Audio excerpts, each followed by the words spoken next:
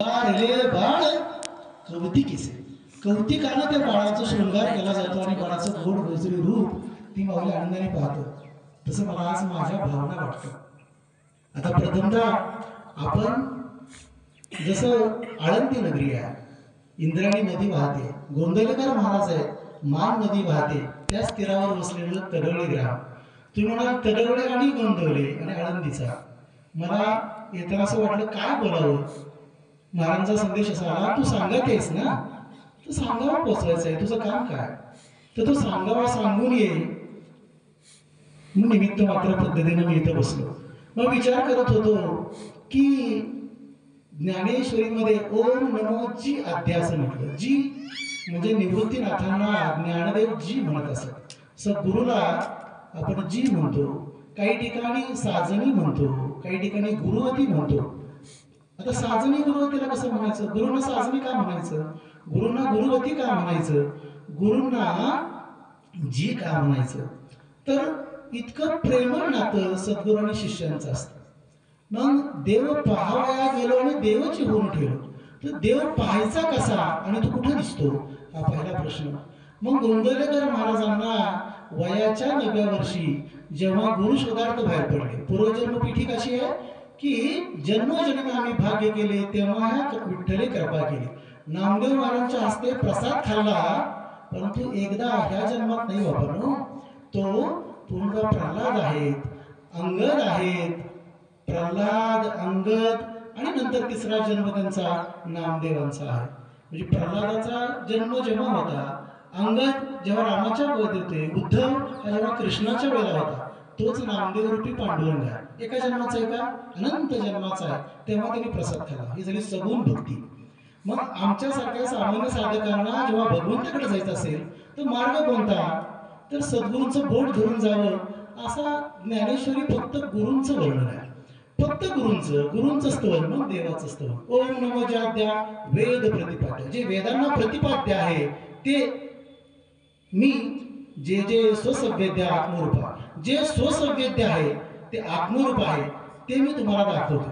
मग कुठं बघायला जायचंय का, नाही, तो अंतरंगामध्ये बघायचा. तो कसा बघायचा, त्याची पद्धत कोणती, ती पद्धत आपल्याला सद्गुरू सांगत असतात. मग ही पद्धत ज्ञानेश्वरीमध्ये आहे. हीच पद्धत अगदी गोंदवलेकर महाराजांनी दासबोधामध्ये, महाराज असं नेहमी म्हणत असतात, ज्ञानेश्वरी दासबोध हे दोन माझे ग्रंथ प्रमाण ग्रंथ आहेत बाबा. गुरु कधी भेटेल हा दुसरा प्रश्न, गुरु कधी भेटेल हा प्रश्न, कोणत्या मार्गाने जायचं हा दुसरा प्रश्न. आणि जसं आपण आता बालवाडीमध्ये गेलो, 1ली ते 4थी शिक्षण केलं, PhD झाला, तर शिक्षक बदलले, आपले अभ्यासक्रम बदलला. तसं सामान्य जीव हा काहीतरी भक्त करतो, भाविक भक्त असतो. तो नंतर भाविकाचा भक्त होतो, भक्ताचा साधक होतो, साधकाचा सिद्ध होतो, सिद्धाचा गुरु होतो, गुरुचा सद्गुरू होतो. सद्गुरू हे सच्चिदानंद अवस्थेतले असतात. हा जो प्रवास आहे, ह्या प्रवासाला सामान्य जीवाने टप्प्याटप्प्याने जायचंय. पहिली तर मला PhD नाही करणार, तो क्रमाने जाणार आहोत. तो क्रम कोणता, हे गोंदवलेकर महाराजांना जन्मोजन्मीचं भाग्य आहे. मग त्यांना गुरु शोधार्थ वयाच्या 9व्या वर्षी बाहेर पडले. आपण दोन बाजू समांतर, एक मी सामान्य जीव म्हणून काय करू शकतो, मला कृपादिंबास्तवा म्हणजे स्फटिक जळी, म्हणजे स्फटिक रईचे दीप जैसे डोलत असे, असं ज्ञानेश्वरीने सांगितलं. स्फटिक रईचे दीप डोलत असे म्हणजे हा राजविद्या राजयोगाचा मार्ग, नामाचा मार्ग कुठल्या रस्त्याने जातो, ती मी वाट कृपेची पुसतो. म्हणजे वाट जी आहे ती कृपेची आहे आणि ती पुसणं, ही वाट कृपेची पुसतो. आणि जीवातळी अंतरितू आपला जीव, आपले सद्गुरू आपल्याला जीवातळे अंतरितू जीव म्हटले बाबा. विचार करा, आपल्या घरातले वगैरे सगळे कोण जीवातळे अंतरितू जीव नसतात. ज्ञानेश्वर माऊली काय म्हणते, मी तुमचा हा प्रवास कसा करेन, जीवातळी अंतरितू जीव असा करेन. दुसरा प्रश्न, मग आता त्या निमित्ताने साधन कोणतं, तर नामाचं साधन, ही सगुण भक्ती, त्याचप्रमाणे निर्गुण भक्ती. मग ह्या ज्या गुण भक्ती आहेत, जी ज्ञानेश्वरीमध्ये निर्गुण भक्तीची उपासना आहे, की जे मला जो विषय तुमच्या पुढे मूळ मांडायचा आहे तो म्हणजे मी कोणत्या रस्त्याने गेल्यानंतर भगवत प्राप्ती मला होईल आणि तो मार्ग कोणता हे मला कळायला पाहिजे. आणि विषय असा आहे की उदाहरणार्थ हे एक वर्तमानपत्र आहे आणि मुंगी या टोकाला आहे, आणि ही मुंगी या टोकाला येईल का, म्हणजे हा जीव जन्माला आला आणि त्याला मोक्ष मिळेल का. एक सर्वसामान्यता आहे, मोक्ष हा वारकरी संप्रदायामध्ये अपेक्षित नाहीये.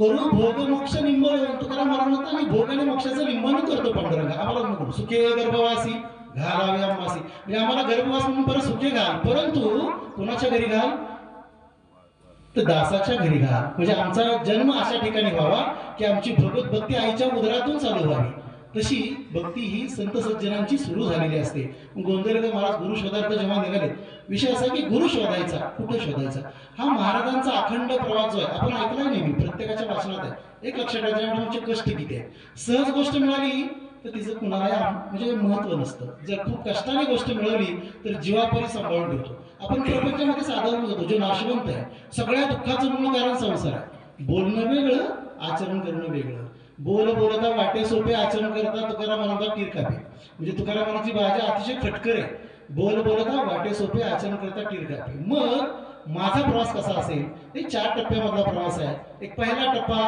गुरु शोधणं दुसरा टप्पा गुरु कसे मिळतील तर गोंदवलेकर महाराज एक सोपं उदाहरण सांगतो गोंदवलेकर म्हटले बाळा तू फक्त नाम घे तुझे गुरु हिमालयातून तुला शोधत येतील बघा हिमालयातून शोधत येतील आपण तर किती भाग्यवान पहिली गोष्ट मला सांगायचं होतं की तयाच्या 8व्या अध्यायामध्ये तयाच्या गावीच्या नदी अमृत व्हाव्या नदी एक विस्मया काय कारण म्हणजे ह्याला विस्मय करण्याचं काहीच कारण नाही की ज्याच्या गावामध्ये नदी अमृताची वाहते आज इंद्रायणीमध्ये अमृत वाहते आपण म्हणतो काय आम्हाला जल दिसतं पाणी दिसतं मग ते जल का पाणी हा भाग आहे तर जो भक्त आहे त्याच्या दृष्टीनं काय आहे तर ज्ञानेश्वरी हा जो ग्रंथ आहे त्याच्यातली प्रत्येक ओवी एक नामदेव काय महाराज म्हणतात एक तरी ओवी अनुभवावी एक तरी ओवी अनुभवावी परंतु एक ओवी अनुभवावी किंवा वाचावी असं म्हटलेलं नाही अनुभवावी म्हटलंय अनुभवणं वेगळं वाचणं वेगळं साधणं वेगळं कृतीतनं आहे उक्तीतनं आहे कृती करणं महत्वाचं आहे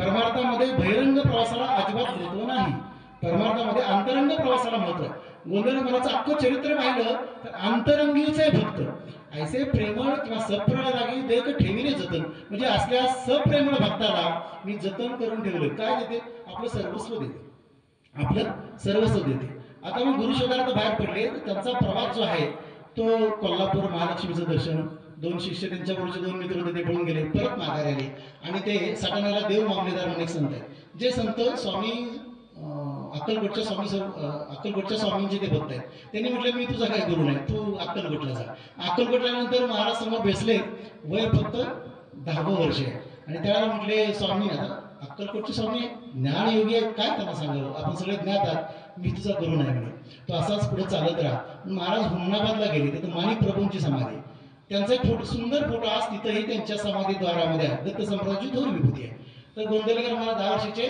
आणि महाराज त्यांना जवळजवळ 75-76 असेल गुरु शोधार्थ बाहेर पडले मी तुझा गुरु नाहीये मग तू कुठे जा असाच चालत राहा महाराज कलकत्त्याला गेले स्वामी रामकृष्ण परमहंस त्यांना समोर भेटले रामकृष्ण परमहंस भेटल्यानंतर स्वामी रामकृष्ण परमहंसाने एक उदाहरण सांगितलं मीचा खून कर बघा वाक्य काय आहे मीपणा संपव असं त्याचा सांगण्याचा अर्थ आहे पारायणातला म्हणजे आपल्या आध्यात्मिक जीवनातला हा खूप महत्वाचा टप्पा आहे मी सांगितलं कृत्या मुक्तीतला बदल भगवंताला कृतीतला बदल आणि मुक्तीतला बदल चालत नाही कारण तो निका फक्त कोणता आहे निका म्हटले शुद्ध म्हटले तर तो कोणता आहे तो ओळखतो दुसरी गोष्ट अशी की मग ते परत माघारी आले येळेगावला तुकारामांचं त्यांची भेट झाली गुरु भेटणं ही सगळ्यात जीवनात महत्वाची गोष्ट आहे दुसरी गोष्ट मग त्यावेळेला जेव्हा तुकारामांना भेटले ते विचारलं येड्या तुक्या कुठं असतो ते म्हणजे येड्या तुक्या मग त्यांना ते भेटले हा प्रसंग सगळ्यांना ज्ञात आहे आणि मग त्यावेळेला जेव्हा तुकाबाई पहिल्यांदा त्यांना उसाचं एक दांडकं घेऊन आले त्यांनी मारताय आणि काय म्हटले थांब मी तुझा खून करतो वाक्यातलं समानता बघा रामकृष्ण परमहंसाने काय सांगितलंय की मीचा खून कर आणि महाराज काय म्हटले थांब मी तुझा खून करतो शरण आलो मी तुम्हाला जे हवं ते करा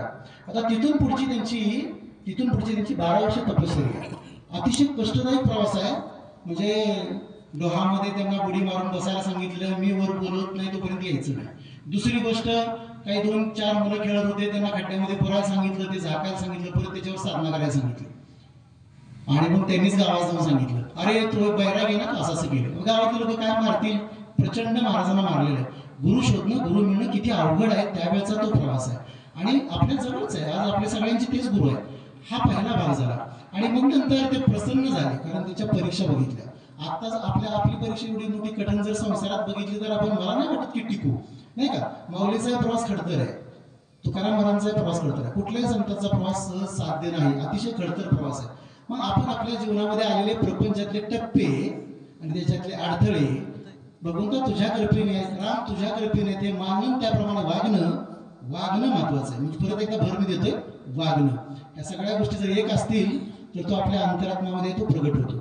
हा पहिला टप्पा. आणि त्यावेळेला येळेगावमध्ये आज प्रत्येकाने पाहिलं पण असेल, त्या विहिरीमध्ये असा पोपट आहे आणि त्याच्यामध्ये महाराजांनी अनुग्रह दिला. तेव्हा महाराजांचं वाक्य आहे का, जे रामाला वसिष्ठाने दिलं ते मी आज तुला देतोय.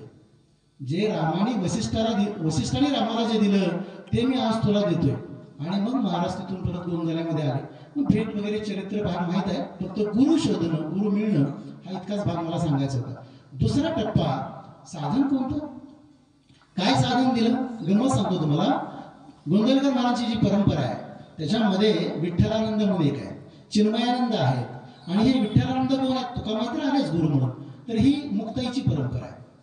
अभ्यास तुम्ही केला लक्षात घ्या, मुक्ताईची परंपरा आहे. परत मूळ ठिकाणी आपण कुठे गेलो, आदिनाथ गुरु सकळ सिद्धांचा मच्छिंद्र दयाचा मुख्य शिष्य मच्छिंद्राने बोध गोरक्षा शिकेला गोरक्ष ओळगा गैनी प्रती निवृत्ती प्रसादे ज्ञानदेव दातारू. ही ज्ञानदेवान परंपरा आली. त्यावेळेला एक गुरु एक शिष्य हा रुडला, एक गुरु एक शिष्य एक गुरु हा रुडला असाच व्यवहारू मत प्राप्ती प्रकारो जाणावा. एक शिष्याने गुराशी परंपरा होती. माऊलीनं ते बहुजन समाजामध्ये सर्वसामान्य जीवांचा उद्धार व्हावा म्हणून हरिपाठ पहिल्यांदा, ज्ञानेश्वरी नंतर चांगदेव 65 आणि अमृतानुभव नंतर. अमृतानुभव ज्याला असं वाटतं मी पूर्ण झालो त्याने अमृतानुभव वाचला की कळतं आपण काय पूर्ण आहे का अपूर्ण आहे. परीक्षा अमृतानुभव अतिशय कठीण आणि मग हरिपाठ अतिशय साधा, पण हरिपाठ साधा वाचायला सोपा, आचरण करायला अवघड. उदाहरणार्थ काय, हरिपाठ आपण रोज म्हणतो, पण त्या हरिपाठातला एक सार मला असं आठवलं म्हणून सांगतो. सारासार विचार हरिपाठ. विचार हा विचार ज्याच्या मनामध्ये उगम पावला, उद्भवला, तो तरला. मग सार आणि असार प्रपंचामध्ये काय आहे ते जाणणं आणि त्याप्रमाणे वागणं.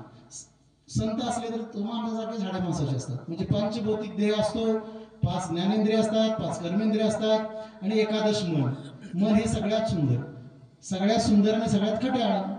मनावरती दासपदामध्ये मनाचे श्लोक लिहिले स्तंभ आहे. आता मन आवरायचं कसं, हे कसं शक्य आहे. मग त्याला महाराजांनी थोडक्यात सांगितलं. काय सांगितलं, तू अखंड नाम घे म्हणजे तुझं मन शांत होईल. शक्य नाही होत. आपण सामान्य माणूस बसलो तर किती वेळ घेतो, 5 मिनिटं 10 मिनिटं, लगेच परत विसरतं. मग विसरलं तर काय पुढं कसं करणार. हे होण्यासाठी काय करावं लागेल तर माऊलीने सुंदर उत्तर दिले. गोडीच्या ठाया सोखे मग अनुभव सुखची कौतिके जावजे. कौतिक हा शब्द मगाशी मी शृंगारे बाळचळाला, आता पण कौतिक शब्दाला. आपण नितांत श्रद्धेने जर भगवंताला म्हणजे आपल्या सद्गुरूंना म्हणजे महाराजांना शरण गेलो तर महाराज आपला सांभाळ करतात. कसा सांभाळ करतात, आता संसारातला सांभाळ तर इतका सहज शक्य होतो. अनुभूती आहे, प्रत्येकाला आलेली असते अनुभूती. मग राजाची कांता काय भीक मागे. आता राजाची कांता असेल तर भीक काय मागे. आईचं, आता बाजारात आपण गेलो, आई बाळ आणि आई आहे, तर बाळाचा हात आईने धरला तर ती कधी सोडत नाही, कारण ती प्रलोभन बघतो. तसं आपण संसारामध्ये प्रलोभन बघतो, पण आपला हात जर गुरुने धरलेला असेल तर आपल्याला ती सोडत नाही, कारण तुझं हित कशात आहे ते त्याला कळतं. लाभ फायदा नव्हे. लाभ हा तात्पुरता असतो, हित हे पूर्ण त्रिकालातीत असतं. 50 वर्षांनी काय हित होणार आहे, 20 वर्षांनी काय होणार आहे ते त्यांना कळतं. मग माऊलीला पण हे हित कळतं. मग दुसरी गोष्ट, सद्गुरू मिळणारे साधन कोणतं. मग महाराजांनी कुठलं साधन अवलंबलं म्हणून महाराज त्यापर्यंत पोहोचले. महाराजांचं असं मत आहे, त्यांनी सांगितलेला मार्ग असा आहे. बाबांना 2 गोष्टी, आपण देहात आहोत म्हणजे सगुण आहोत. सगुण भक्ती प्रिय आहे. आमचा देह चालता बोलता पंढरपूरची वारी आम्ही करू शकतो. सकाळी उठल्यानंतर प्राप्त ब्राह्ममुहूर्तावर आपण भगवंताची षोडशोपचार पूजा करू शकतो. ती पूजा केल्यानंतर दिवसभर काय आम्ही आमचं कर्म करू शकतो. जसं भगवंताकडे जाण्याचे 3 मार्ग, ज्ञानमार्ग, कर्ममार्ग आणि भक्तिमार्ग सांगितला. आता ज्ञानमार्ग हा थोडा अवघड असं सांगितलं. कर्ममार्ग हा बघा, कर्ममार्ग सांगितलाय. कर्म कसा आहे, कर्म हे भगवंताला अर्पण करण्यासारखं व्हायला पाहिजे. प्रपंचातली कर्म भगवंताला अर्पण होतात का, आपला पण प्रश्न विचारायचा. मी केलेलं कर्म आज भगवंताला अर्पण झालं का. भगवंत कधी पापकर्म अर्पण करू देत नाही. तो कृष्णार्पण असतो म्हणजे निकाली शुद्ध कर्म फक्त घेतो. बाकीचं सगळं प्रारब्ध रूपाने, त्याला कर्मसंचय म्हणतात. प्रक्रियमान प्रारब्ध आहे ते तुमच्या पाठीमागे. आता प्रारब्ध हा एक विषय. संसारामध्ये आपण अनेक लोक बघतो, प्रत्येकाचं प्रारब्ध भिन्न आहे, त्याच्याप्रमाणे त्यांचा सांसारिक परिस्थिती असते. महाराज म्हणतात तुझी सांसारिक परिस्थिती जशी असेल तशी. आता सांसारिक परिस्थितीवर एक बोलतो महाराजांचं उदाहरण असं आहे, महाराजांना प्रत्यक्ष बटू वेशामध्ये किंवा विप्र म्हणजे ब्राह्मण अशा स्वरूपामध्ये प्रत्यक्ष शनिदेव आहे. आणि महाराजांना विचारलं तुमचा हात मला दाखवा. संध्याकाळची वेळ होती. मग महाराजांनी हात कधी हात कोणाला दाखवत नसते, पण महाराजांनी हात दाखवला. आता गमत बघा, महाराजांचा हात बघणारा बटू आहे. मग ते महाराजांचा हात बघितलं, म्हटले दीव भार्या योग आहे, दीव भार्या योग आहे. प्रपंचात अजिबात सुख नाहीये, पैसा नाहीये, फार वाईट परिस्थिती आहे. महाराज म्हटले बर आणखीन? तो म्हणजे नाही एवढंच आहे. म्हटले आम्हाला लागू होत नाही. म्हणजे मग का लागू होत नाही? म्हणजे आम्ही देहाच्या पलीकडे आहोत. साधकाचा प्रवास हा देहाच्या पलीकडे आहे. म्हणजे शरीर भाव नासती, इंद्रिय विषय विसरती, सोमभाव प्रतिती प्रगट होईल. मौलेसे म्हणते शरीर भाव नष्ट झाल्यानंतर सोमभाव प्रतिती प्रगट होतो आणि इंद्रिय विषय विसरते. इंद्रिय विषय कधी विसरतील? इंद्रिय विषय विसरण्यासाठी, शरीर भाव नासण्यासाठी, नासलं म्हटले. मौली असं म्हणते वासना कधी नष्ट होत नाही, वासना एकवटते. म्हणून मौली असं सांगितलं वासना एकवटे, प्रवृत्ती नेहटे, मानस विटे विषयावे. विटणं हा शब्द बघा, रात्रीची भाजी विसली आपण सकाळी खातोय का? विटलेली भाजी. मग ती विटलेली भाजी खात नाही आपण. मग मन इतकं विटलेलं असतंय की त्याच्याविषयी आतून असं जागू होतं नको, म्हणजे नको असं वाटतं. कुठलं नको, कुठलं कर्म नको हा ज्याचा त्याचा प्रश्न आहे, त्या वैयक्तिक पातळीवरती आहे. प्रत्येक भगवंताने दिलेलं तुम्हाला कर्म आहे. तुम्ही सर होता, तुम्ही वर्गात मुलांना शिकवलं, मुलांचं कल्याण झालं, कारण मूळ आहे. तर प्रत्येकाचं कर्म प्रत्येकाच्या. मी शेतकरी आहे, माझं काम आहे. मग शेतकरी कसा असावा? तर मी माझ्या कामाशी प्रामाणिक असावं, नाही का? प्रत्येकाने प्रत्येकाच्या कर्माशी प्रामाणिक असावं. मी डॉक्टर आहे, तुम्ही माझ्या कामाशी प्रामाणिक असावं. मग ते कर्म भगवंताला अर्पण होतं.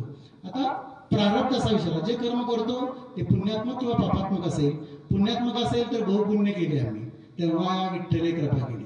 माऊली असं म्हणते पुण्य बिण्य काय म्हणत नाही. माऊली असं म्हणते पुण्य पोषेली असाधारणे.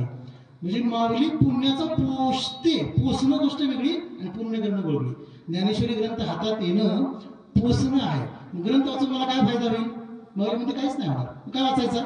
अरे ग्रंथ वाचणं हेच भाग्य आहे, हेच पुण्य आहे. फळाला कधी फळ येतं का? झाडाला फळ आलं परत फळ आलं का त्याला? विज्ञानात असं कधी होत नाही. फळाला फळ येत नाही. ज्ञानेश्वरी हातात येणं हेच भाग्य आहे. आणि ती वाचणं, ती समजणं तशी समजत नाही. पण कशी समजते? ताहण्याची लागतात झटी. आता आई आहे आणि त्याला बाळ पित आहे. आई आहे आणि त्याला बाळ पित आहे. ते बाळाला काय माहित नसतं या दुधामध्ये कॅल्शियम किती आहे, प्रोटीन किती आहे, मायक्रोन्युट्रिएंट्स किती आहेत, विटॅमिन्स किती आहेत, काय संबंध आहे? आम्ही पिलं, आम्ही धष्टपुष्ट झालो. तसं आम्ही याला काही कळत नाही. माऊली आम्ही तुझ्याजवळ आलो आणि लहान बाळासारखं आलो. आम्ही त्या ओवीला आम्ही डुसण्या मारतोय आणि मग माऊलीचा पाझर सुटतो. आणि तो सुटलेला जो पाझर आहे माऊलीचा, तो तुम्हाला ओलीची उकल करतो. माऊली ओवीची उकल करून दाखवते. आज जगामध्ये एकही माणूस नाही, मला ज्ञानेश्वरी समज असं सांगणार कोण आहे? एक ओवी समजू शकत नाही. किती शिकले तरी. वारीमध्ये आपण बघतो खूप शिकलेले लोक असतात, संशोधक असतात, खूप खूप मोठे विज्ञान वाङ्मयामध्ये संशोधक आहेत वगैरे. पुणे विद्यापीठामध्ये संत साहित्याचा अभ्यासक मंडळ आहे, बरेच लोक आहेत. परंतु तेही म्हणतात, एक गंमत अशी, PhDची विद्यार्थी होती. माऊलीच्या वारीमध्ये असं भेट झाली, म्हणजे मी PhD करते 5-6 जणांवरती. आणि हे ग्रंथोपजीवी आहे. त्याची मला ग्रंथोपजीवी आहे म्हणजे काय? तर म्हणजे ग्रंथाचं प्रकाशन करणं, प्रिंट काढणं, लोकांना भेटणं, पैसे घेऊन ग्रंथोपजीवी आहे. तर ते म्हटले बाळा असं नाहीये, ग्रंथोपजीवी आहे म्हणजे या ग्रंथाप्रमाणे मी आचरण करतो. मग ग्रंथाप्रमाणे आचरण केलं की पुढचं माऊली आपोआप ठेवते. तुम्ही एक नाम घेतलं, मी श्रीराम जयराम जय जयराम म्हणायचं माझ्या मनामध्ये जेव्हा उगम होतो तेव्हा महाराजांना आठवण आलेली असते. लक्षात ठेवा. कोणाला आठवण आलेली असते? महाराजांना आठवण येते म्हणून तुम्ही नाम घेता. मी नाम घेत नाही, महाराजांनी माझी आठवण काढली म्हणून माझं नाम ओठामध्ये आलं. हा भाव जर ठेवला तर परमार्थ सुरळीत आहे, आणि हा भाव नसेल तर परमार्थ सुरळीत नाही. आता दुसरी गोष्ट, आपण अशा विषयावरती आलो की आता आपल्याला कुठलं माध्यम आहे, मग ते सद्गुरू कसे प्रसन्न होते, श्री गुरु प्रसन्न कसे होतील? शिष्य विद्या ही गिरीला आहे. म्हणजे शिष्याला विद्या कधी देतील? विद्या कुठली? ब्रह्मविद्या. ब्रह्मविद्येने काय होईल? ब्रह्मविद्या मिळाली तर आम्हाला अहंकार वाढेल, नाही का? अहंकार वाढला तर मग माझ्यासारखं कुणीच नाही असं वाटेल. तर माऊली म्हणते ब्रह्मविद्या म्हणजे खरं ज्ञान. त्याला काही ठिकाणी चरण असा पण शब्द आलाय, पावलं असा शब्द आलाय, संत असा शब्द आलाय. या सगळ्या शब्दाचे अर्थ चरण. आता आपण इथे चरण ठेवले, चरण पादुका ठेवतात. गोंधळाचं आपण काय दर्शन घेतो आपण? चरण पादुकांचं.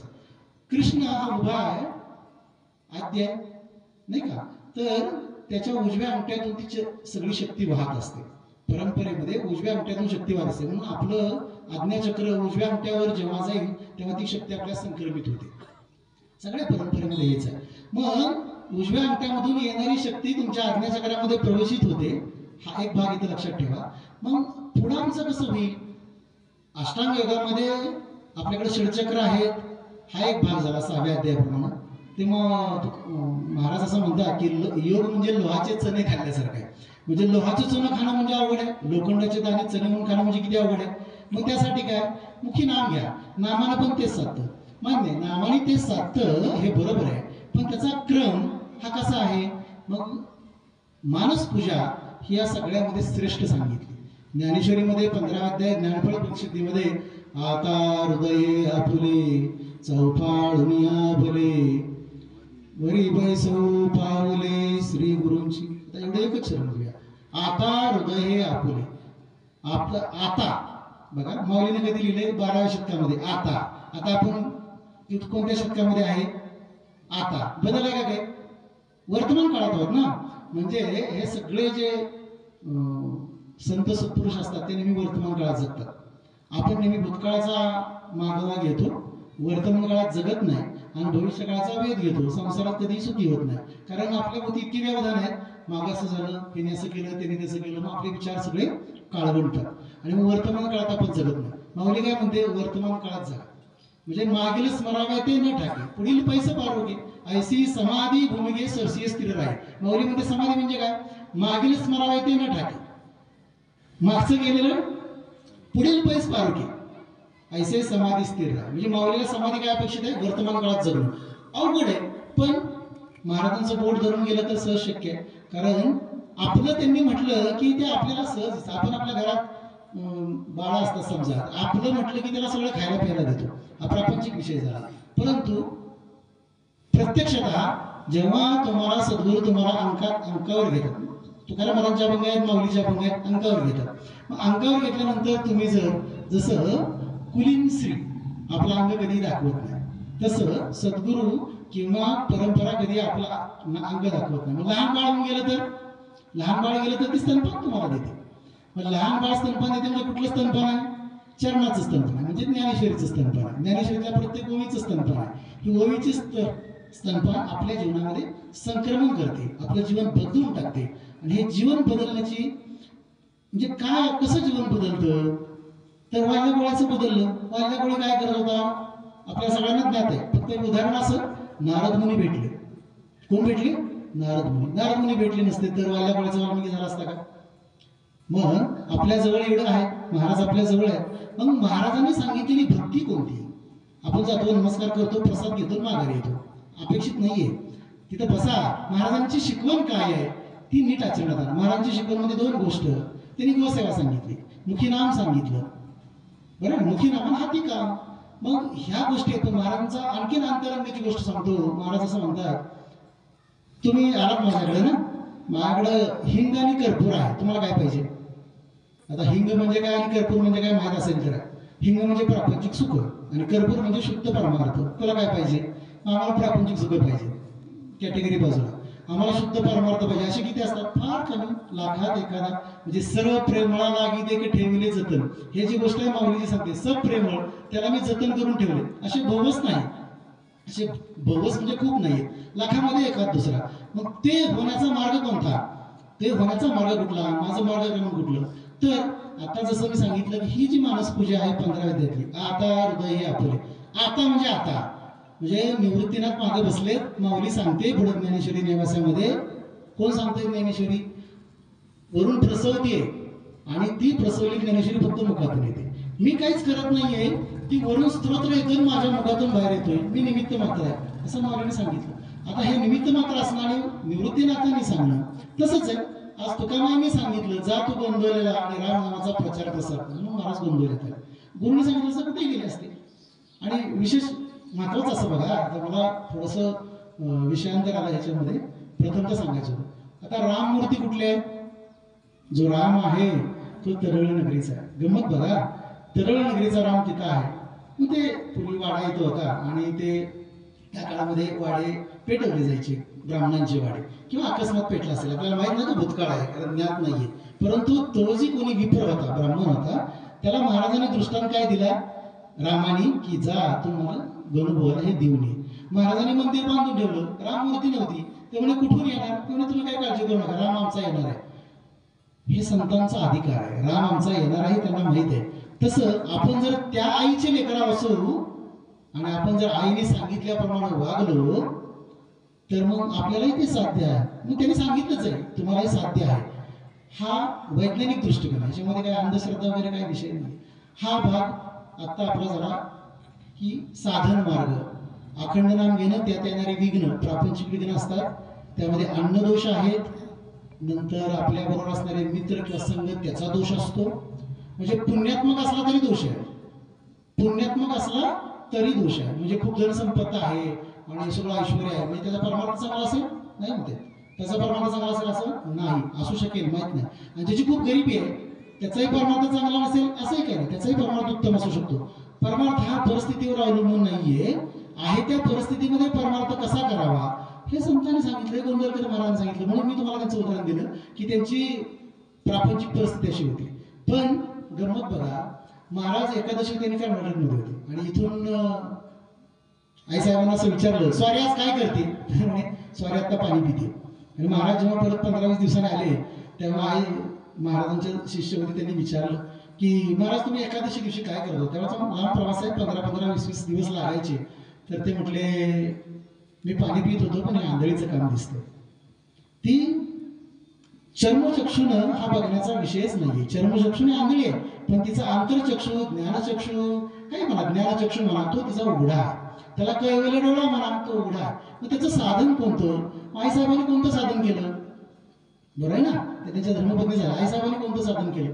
तर ते साधन केलं तर त्याच्यामध्ये नाम तर अखंड घेतलं, पण पूजा करताना सगुण पूजा. महाराजांचं कसं आहे, घ्यावी सेवा दिनाची दीनानाथा, उपचारासहित सद्गुरुनाथा, निर्मियले नूतन मंदिरासी, ठाई ठाई बांधिले वितानासी, जाळा पडदे सोडिले चौपासी, अर्पियले विश्वाश्रमासी, रत्न चौकी दादासी बैसविले, उष्ण उदके चरण प्रक्षाळिले, शुद्ध निरे गंडुष कडविले, शुभ्र वस्त्रे चरण स्वच्छ केले, कस्तुरीने दशन शुद्धी केली, सुशीतल जलाने भरिली, झारी कैची हस्तकी शोभली, सद्गुरु रूप नाळिता शोभाली. पुढे बरंच आहे, पण थोडक्यात सुरुवात सांगितली. ही सद्गुरूंची सगुण पूजा. सगुण पूजा, सद्गुरू आल्यानंतर काय करायचं? आता सद्गुरू देहात नाहीये, समाधीत आहे. मग समाधीची पूजा कशी करायची? आपल्या तर 16 ओळ आहे, आपल्या तिथे प्रवेशच नाहीये. मग माऊली असं सांगते, समाधीचे सेजेपासी घालोनी ध्यानासी, म्हणजे समाधीच्या सेजेपासी बांधोनी घाली ध्यानासी, चित्त चैतन्य समरसी अंतुरते. काय सुंदर होय. मला तर आनंदीत जायला जमत नाही, मग मी काय करेल? माऊलीची समाधी आठवेल. समाधीच्या सेजेपासी सेज आहे माऊलीची. महाराजांच्या पादुका आहेत, महाराजांच्या पादुका तिथं आहेत, इथं पण आहेत. मग महाराजांच्या पादुका माझ्या समोर आहेत, नाही समोर नव्हे, माझ्या अंतरंगात आहे. अंतरंगात मी काय वाहीन? काय वाहीन? माझ्याकडे काय येईल? आता सगुण पूजा तर शक्य नाही, मानस पूजा ही अतिशय श्रेष्ठ. महाराजांची मानस पूजा अतिशय श्रेष्ठ. मानस पूजा प्रत्येकाने करायचं. मग मानस पूजा कशी करायची? तर त्या मानस पूजेमध्ये आपण जरा माऊलीचा आधार करू. आता सगुण मानस पूजा सांगितली. आता सगुण मानस पूजा, निर्गुण मानस पूजा माऊली कशी करत असेल?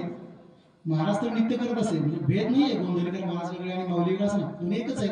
आम्हाला ते चर्मचक्षुनी 2 दिसतात, कारण आमची पात्रता ती आहे ना. आम्हाला आता हे सगळे बसलेले श्रोते आपल्याला एक दिसतात का? नाही. माऊली काय म्हणायचे? माऊली असे म्हणायचे की तुम्ही कृष्णाची वाच्य वाचक हो, वाचणारा कृष्ण, ऐकणारा कृष्ण. माऊलीची ती भूमिका आहे. दोघांमध्ये कृष्ण दिसणं म्हणजे माऊली असे म्हणते, जे जे बेटे भूत ते ते मानिजे भगवंत हा भक्तियोग जाण निश्चित माझा. म्हणजे भक्तियोग कोणता? आता ज्ञानमार्ग भक्तिमार्ग कर्म आता मूळ 3 पूजा आहे.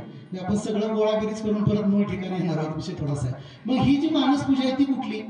मग आता हृदय हे आपुले चौपाळण्या भले वरी बैसू पावली श्री गुरुंची. एकाच ओळीचा विचार करू 15-20 मिनिटांमध्ये. आता ही जी मानस पूजा आहे हृदय कोणतो? हृदय कुठे आहे? वैज्ञानिक दृष्ट्या आपल्या छातीच्या डाव्या बाजूला उजव्या म्हणजे डाव्या बाजूला आपल्या हाताच्या डाव्या याच्या मध्ये एवढं हृदय आहे.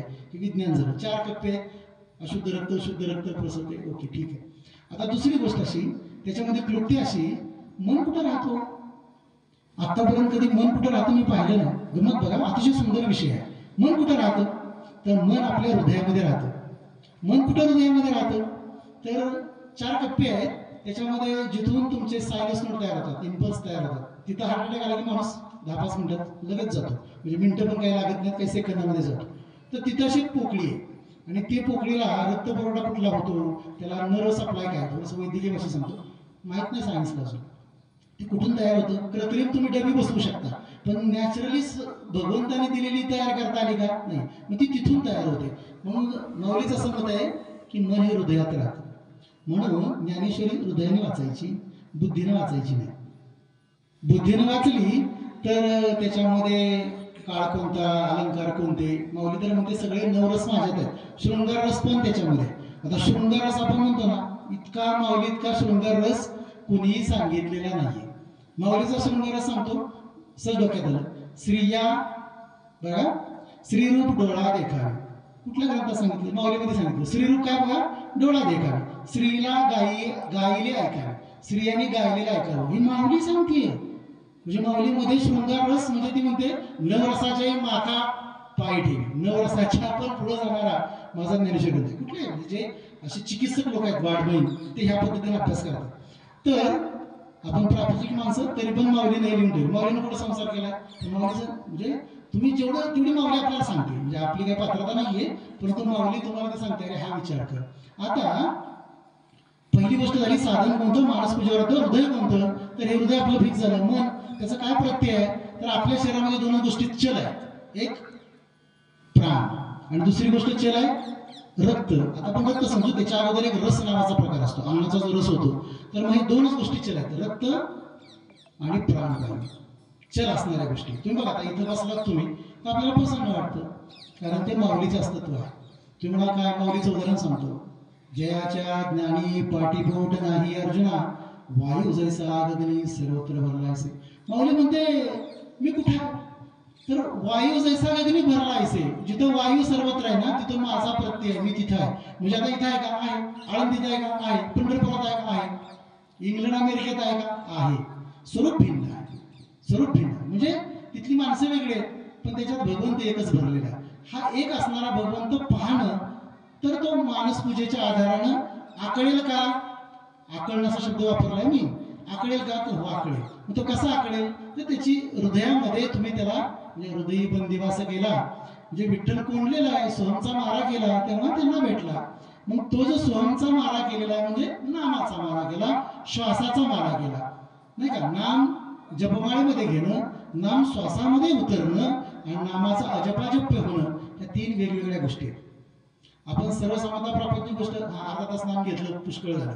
1 तास घेतलं पुष्कळ झालं. आपले 24 तासाचे 21,600 वेळा आपण श्वास घेतो. किती वेळा घेतो? 21,600 वेळा श्वास घेतो. आपल्या देहामध्ये निद्रा जे ज्याला आपण झोप म्हणतो जागृती म्हणजे जागृतीमध्ये गेले त्यात कामात किती गेले स्वतःसाठी किती वापरलं. मी माझा 24 तासातला स्वतःसाठी किती वेळ दिला. निद्रा सोडून द्या. मग निद्रेमध्ये कोण सांभाळतं? निद्रेमध्ये तुमचं काम सद्गुरू करतात. आई जसं काम करते ना बाळ कुठं झोपलंय कधी उठणार आहे त्याचं खाऊ पिऊ कसं करायचं हे कोणाला काळजी आहे? आईला. मग आपली ही माऊली आहे जगाची माऊली नाही का. मग जगाची माऊली आहे तर माऊलीप्रमाणे तिच्याकडे बघा मग ती तुमचं पालन पोषण करेल. पालन पोषण म्हणजे योगक्षेमी व्यायाम नव्हे LIC सारखं योगक्षेम व्यायाम. तुमचा योगक्षेम मी वाहते मृत्यूनंतरही वाहते ते पैसे देतात नाही राहायचे. योगक्षेम व्यायाम तसं नव्हे. माझा तुमचा योगक्षेम हा जन्मोजन्मीचा योगक्षेम मी वाहते हा त्यातला मूळ गाभा. मग आता हृदय आपले चौफाळण्या भले ते हृदय चौफाळायचंय. आता हृदय हे आपले आता म्हणजे जे माऊलीने त्या काळात केलं ते आता आता म्हणजे हा 700 वर्षापूर्वी ऍक्च्युअली मला आठवत नाही 774 काहीतरी वर्ष आहे. मग 1200 म्हणजे जेव्हा 16व्या वर्षी जेव्हा लिहिला ग्रंथ तेव्हापासून आतापर्यंत आता म्हणजे आता म्हणून हा ग्रंथ त्रिकालाबाधित. तुम्ही मला चंद्र सूर्य यापर्यंत ग्रंथ आहे का? नाही. माऊली म्हणते रविचंद्रादी शक्ती उदोकरती त्रिशक्ती ते माझे आणि तेजे तेज तेजा म्हणजे माझ्या मुलं रविचंद्र आहेत म्हणते. तुम्ही म्हणाल माझ्या मुलं रविचंद्र आहेत, आपण म्हणतो चंद्र सूर्य असेपर्यंत नाही, माऊली आहे तोपर्यंत. म्हणजे माऊली उदाहरण दिले रविचंद्रादी शक्ती, रविचंद्र शुक्ती आहेत म्हणजे शुक्ती. आता रविचंद्र शुक्ती आहेत कसं काय? मग आता असे किती 14 भुवन आहेत, अनंत ब्रह्मांड आहेत, किती आहेत? कृष्णाच्या अंगावर जेवढे केस आहेत तेवढे विश्वरूप दर्शनामध्ये सांगितलं. हे विश्वरूप दर्शन कसं दिसेल? ते अक्षरीने नव्हती देखा ब्रह्मसांबराच्या दीपिका उजळल्या चिटकळी का अर्जुनाला लागे कधी होईल? ते अक्षरच आहे, अक्षर आहे ना, क्षर नाहीये. अक्षर म्हणजे कधीही संपणार नाहीये. क्षर म्हणजे संपणार, प्रापंच गोष्टी संपणार आहे, आपला देह जाणार आहे, प्रत्येकाचा देह जाणार आहे. क्षर आहे, संतांचे पण गेले, देह ठेवला पण चैतन्य स्वरूपाने ते आजही जागृत आहे. ते अधिक प्रभावाने काम करतात. म्हणजे गोंधळकर महाराज हयात असताना जेवढं काम केलं त्याच्या हजारो पटीने आज काम चालू असते. माऊली जेव्हा देहात होती तेव्हा केलेलं काम आज लक्षावधी पटीने काम चालू असते. ती काम कशाने करते? हे ग्रंथ नव्हे देखा ब्रह्म साम्राज्य दीपिका उजळल्या चितकळी का अर्जुना लागे. हा ग्रंथ नाहीये, संसार श्रातांची माऊली. संसार श्रांत म्हणजे आपण त्रिविध ताप आहे, आध्यात्मिक, आदिदैविक आणि आदिभौतिक असे 3 प्रकारचे ताप आहेत. माणसाचा स्वभाव सात्विक, राजस, तामस आहे. ह्या सगळ्या गोष्टी एकत्रित विचार केला तर आम्ही तापत्राने पोळलोय. आम्हाला शांत होण्यासाठी कोण? तर एकच. आणि माऊली म्हणते नुसती ज्ञानेश्वरी का आम्ही मळे लावले, मळा नव्हे, एखाद्या पाटलाचा मळा आहे त्याला आंबा आहे असं नव्हे. माऊली म्हणते आम्ही मळे लावले. मळे म्हणजे असं एक मळा नाही, तिथं कुणीही त्याच्यामध्ये विश्रांती घेऊ शकतो आणि शांत होऊ शकतो. ज्ञानेश्वरी वाचनाने काय होईल? वाचन, चिंतन, मनन होय नराचा नारायण सहजची. वाचन करा एक स्टेप आहे, चिंतन करा सेकंड स्टेप आहे, मनन करा थर्ड स्टेप आहे. तेव्हा तसं हे चिंतन म्हणून जे आहे ते हृदयामध्ये ठसवायचं आहे. आता हे हृदयामध्ये ठसवलेलं जे चिंतन आहे भगवंताच्या कृपेने, सद्गुरूंच्या कृपेने, ती इतकी दयाळू आहे, इतकी दयाळू आहे की खरी आई पण दयाळू नसते. तुम्हाला असं कसं काय म्हणता? अनुभव घेऊन बघा, खरी आई पण दयाळू नसते. जन्म दिलाय तिनं, तिच्यापेक्षाही माऊली दयाळू. माऊली आता आणखी थोडं उदाहरण महाराज जसं सांगितलं तसं आई वडिलांचं सांगतो. शास्त्रकार नाही, गोंधळकर महाराजांचं मत आहे. आई वडील म्हणजे कोण? तर म्हणे 2 श्वास म्हणजे आई वडील. श्वास घेणं आणि श्वास सोडणं. श्वास घेणं म्हणजे आहे, श्वास सोडणं म्हणजे वडील आहे. आई वडिलांची सेवा करा म्हणजे तो पांडुरंग उभा राहतो. कुठं उभा राहतो? सहस्त्रदेव चक्राच्या ठिकाणी राहतो. आई वडिलांची सेवा कर्तव्यानं करायलाच पाहिजे, ते भरपूर जण सांगतात, त्याच्याबद्दल नो डाऊट, बरोबर की नाही? ते आपलं आपलं कर्तव्य, त्याच्याबद्दल व काही नाहीये. पण खरं मग काय आहे? माऊली म्हणजे श्वासांची सेवा. आई वडिलांची सेवा म्हणजे श्वासांची सेवा. श्वासांची सेवा म्हणजे काय? मी श्वास घेतो तोच जपानी असेल, श्वास सोडेल तोच जपानी असेल. म्हणून अंतीचं नाम साधण्यासाठी अखंड नाम घ्या. आई वडील हे श्वास आहे, श्वासाची साधना करा म्हणजे जपाची साधना करा. टप्पे टप्प्याटप्प्याने पुढचा प्रवास होईल. मग ही श्वासाची साधना म्हणजेच आई वडिलांची सेवा. मग पुंडलिकाने सेवा केल्याने परब्रह्म विटेवरती अवतरलं, सगुण रूपामध्ये सेवा केली, पण निर्गुण रूपामध्ये त्या भगवंताचं अखंड ध्यान आहे. प्रत्यक्ष कृतीमध्ये आई वडिलांची सेवा कारण ते कर्तव्य आहे, कर्तव्य करायलाच पाहिजे उत्तम पद्धतीने. म्हणजे कर्म कसं करावं?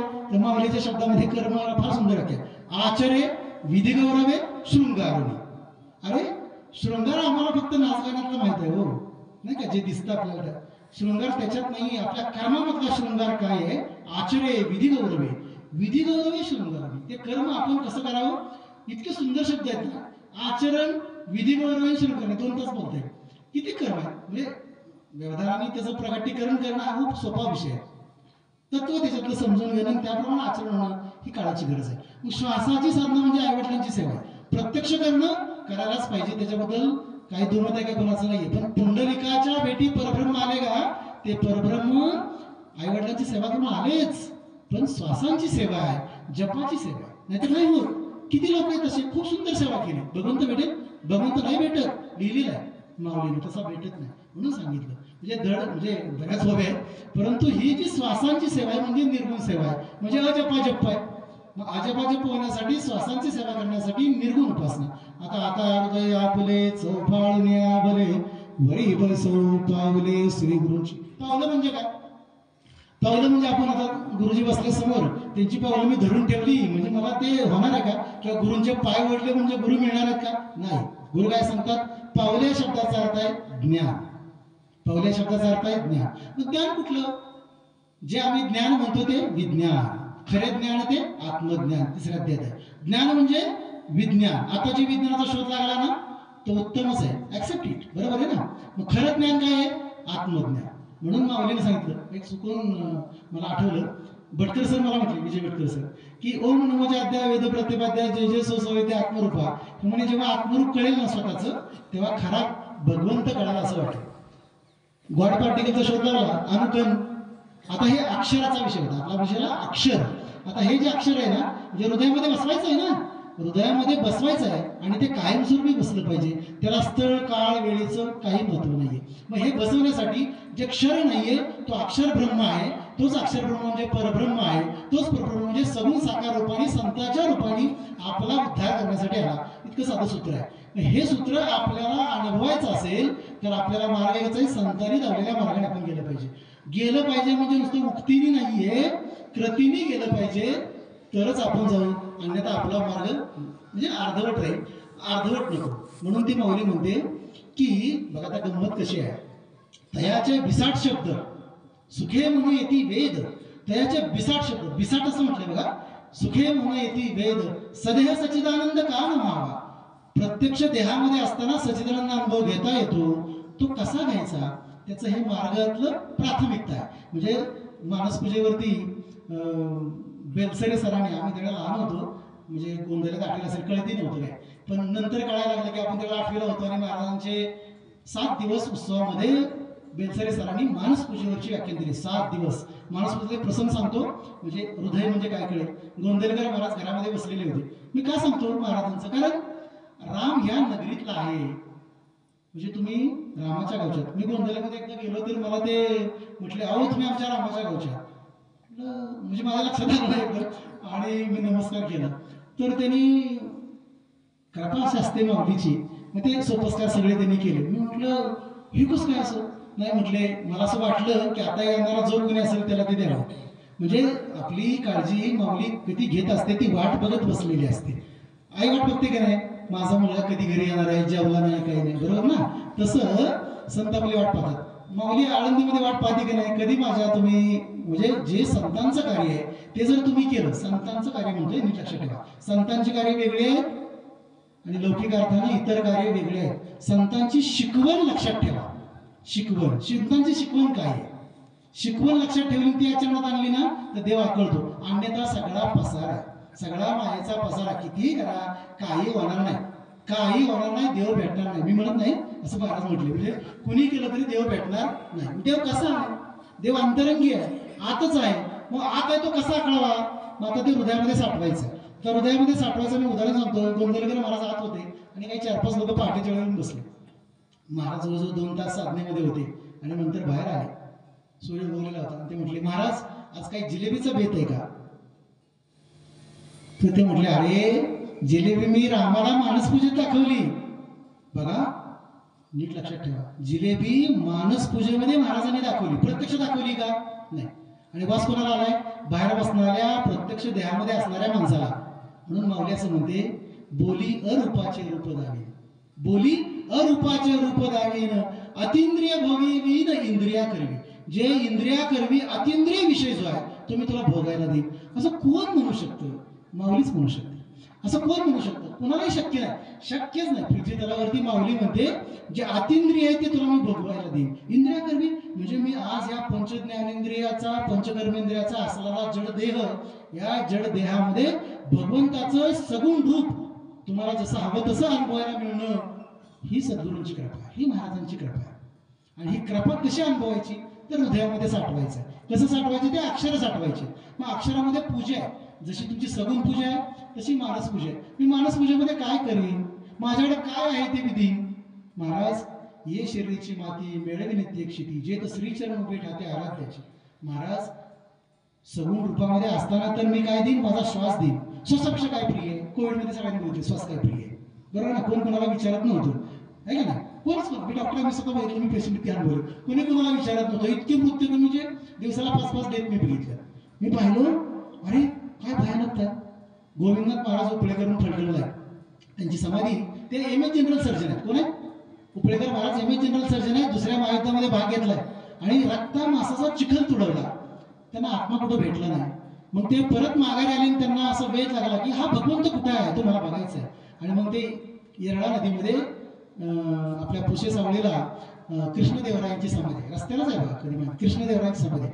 कृष्णदेवराय त्यांचे गुरु झाले आणि महाराज सगळं विसरले. आज उपळेकरांची मोठी परंपरा आहे. वारीमध्ये त्यांची दिंडी पण असते. आणि रोहन महाराज उपळेकर आता त्यांचे नातू आहे, आता नातू पण आहेत. ते म्हणजे मोठं आहे, खूप सुंदर अभ्यास आहे. तर हे जे आहेत त्यांनी ते पाहिलं कुठं आहे. आणि मग आपल्या जीवनामध्ये कधीतरी आपण शहाणं व्हायला पाहिजे. कधी? आत्ता.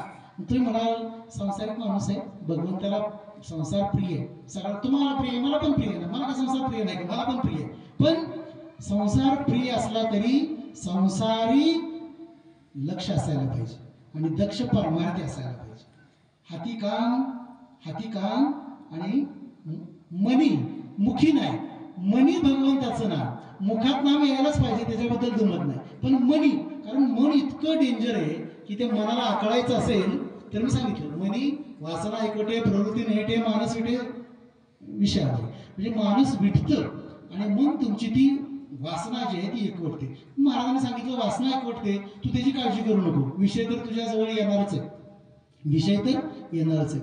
मग आता आपल्या शरीरामधलं प्रत्येक इंद्रिय, पृथ्वी तत्व आहे, जलतत्व आहे, बरोबर ना, अग्नितत्व आहे, वायू तत्व आहे, आकाश तत्व आहे. प्रत्येक तत्व हे त्या श्रीचरणांना व्हायचं आहे.